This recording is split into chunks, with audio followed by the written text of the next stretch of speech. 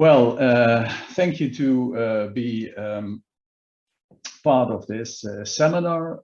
Today, I'm going to give you a view of the D2 Grids Mark 517 mine water project in Bochum, a fifth generation district heating and cooling grid using mine water as a source and storage. The system is designed on the principles of the mine water project in Heerlen, the Netherlands, from which some of you might know me. The project is established on the Bochum Leer area. It's an area of 68 hectares, which was in former days a coal mine, Dannenbaum, and the production location of Opel until 2014, now redeveloped into an industrial technology and knowledge campus with a floor area of approximately 210,000 square meters. The renewable energy infrastructure is funded by two programs: the National Funding Program Wärmenetze 4.0, funding the grid and the Energy Center East for 35%, and the EU Interreg funding program D2 Grids, funding the mine water installation and wells, and the demonstrator Energy Center for SETCON for 60%. Well, in this geographical overview, the scope of the fifth generation district heating and grid is shown. It contains these three decentralized energy centers. First, the Energy Center East, the biggest one, with a capacity of about 10 megawatts, supplying the low-X heating and cooling grid. The orange and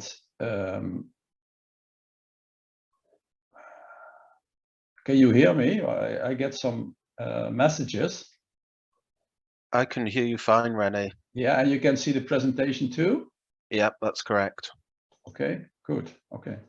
Well, excuses for the interruption. Well, and this low-X grid for heating and cooling is in this area, the eastern area of this area, and including also the Ruhr University with 30,000 square meters. Commissioning of the energy station is planned at the end of 2024. Furthermore, two smaller decentralized energy stations are built. The decentralized energy station of Landmarken with a capacity of 1 megawatt, and the energy center of SETCON with a capacity of about 200 kilowatts. Commissioning of the Landmarken EC is planned in 2024. It will provide 3 buildings with heat and cold through a low-X microgrid, and the installation will be located in a subsurface basement on their property, external of the buildings. The SETCON Energy Center, which is part of the D2 Grids project and demonstrator for all energy centers, will go in operation medio this year, but not yet on mine water because the mine water installation is not yet ready, providing heat and cold to one office building, and the installation is located inside the building. The decentralized energy stations are connected with each other through a 2-pipe exchange grid, the blue line, and shortage of heat and cold is provided by the mine water installation and wells.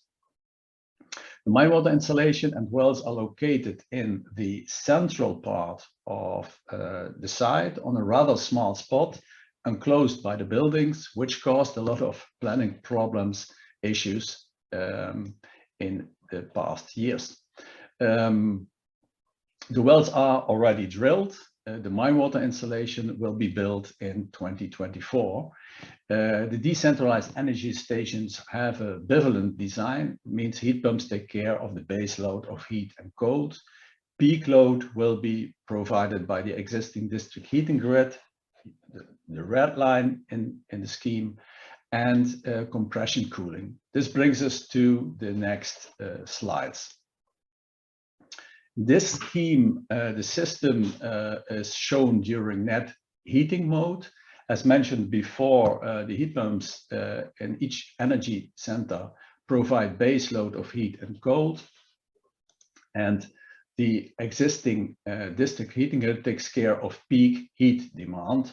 The Energy Center East also contains a CHP to provide the electricity for the compressors, and the heat of the CHP is supplied to the existing district heating grid. It covers on a yearly basis the peak heat demand of the Energy Center East. Another part of the electricity is provided by PV.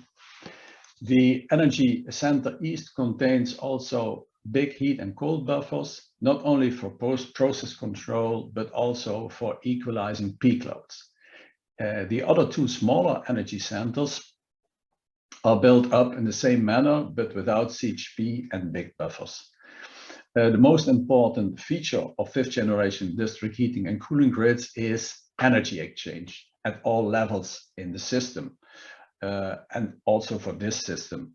First, in the energy centers itself, during simultaneous heat and cold supply of the heat pumps, and second, in the exchange grid.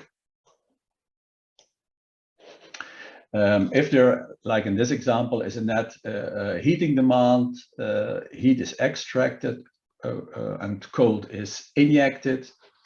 If there is a net cooling demand, cold is extracted, heat is injected, and exchange takes place without any need of control due to the frequency controlled pumps in the energy centers that take care of the extraction, but also for the transport across the exchange grid. In this example, there is a overall heat demand in the exchange grid, resulting in a surplus of cold flowing to the energy station, mine water station, which detects, okay, I have to provide heat.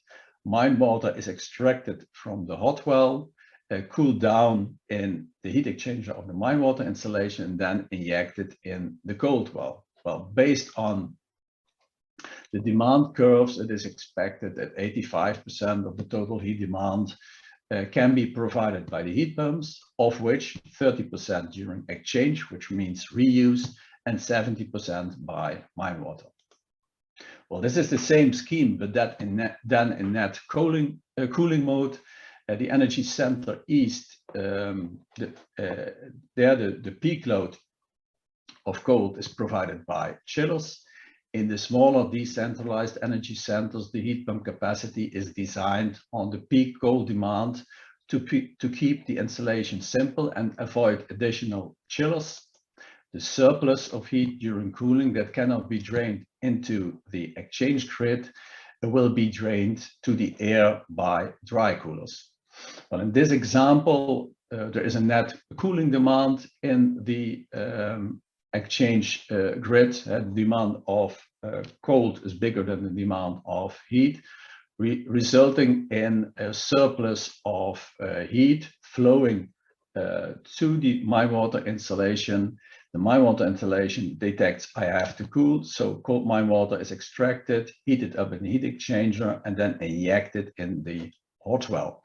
And also, for cooling, it is expected that 85% of the cold demand can't be supplied by the heat pumps, and 30% during, of which 33% during exchange, and 2/3 by mine water. In formal presentations, my colleague Florian Hahn presented about the subsurface system. For those who missed it, a short wrap-up and an update of the status quo.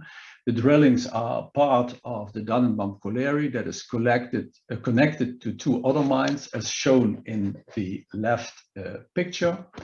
Both wells are drilled at a singular location, as mentioned before. The cold well is drilled vertically and about 340 meters deep, and the hot well is about 820 meters deep and drilled directionally with a very sophisticated method that can be described as innovative for drilling into former mines. It is drilled in such a way that no other galleries and cold seams are crossed, and details can be given by Florian after his dissertation on this subject. The mine water level is about 230 meters below ground level, which is less deep than expected at the beginning. Well, the upground and subsurface locations are chosen such a way, chosen after a very thorough feasibility study in such a way that a long subsurface flow path is achieved. I would say a masterpiece of engineering. The OD of the production casing is about 13 inches and the pump has an OD of about 7 inches and a total length of 17 meters. It will be placed at a depth of 307 meters below surface.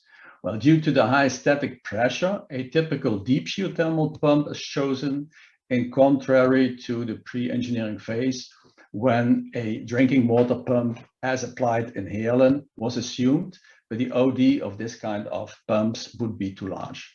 This explains the rather small ID of the pump compared to the casing, which means there is room for extension of capacity. Well, the drillings are completed in the first quarter of 2022, but due to hiccups in the approval procedure, pump tests were postponed and took place in March of this year. And I have to say, with very good results, a hydraulic capacity of more than 150 cubic meters design capacity was achieved during long-term runs with little drop and rise of mine water level during extraction and injection. Only the hot extraction temperature was lower than expected with 27 degrees.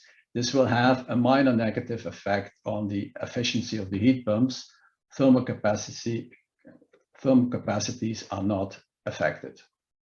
Well, finally, I like to share this picture of the thermal hydraulic modeling with you. It shows a very nice, the long-term effect if regeneration by re-injection of hot mine water in summer is not complete. From one side, depletion of the mine water reservoir occurs, resulting in a lower mine water temperature at the extraction pond, the green area. But from the other side, this lower temperature attracts more geothermal heat from the deep, the red area, compensating the unbalance. Well, thank you for your attention. Questions?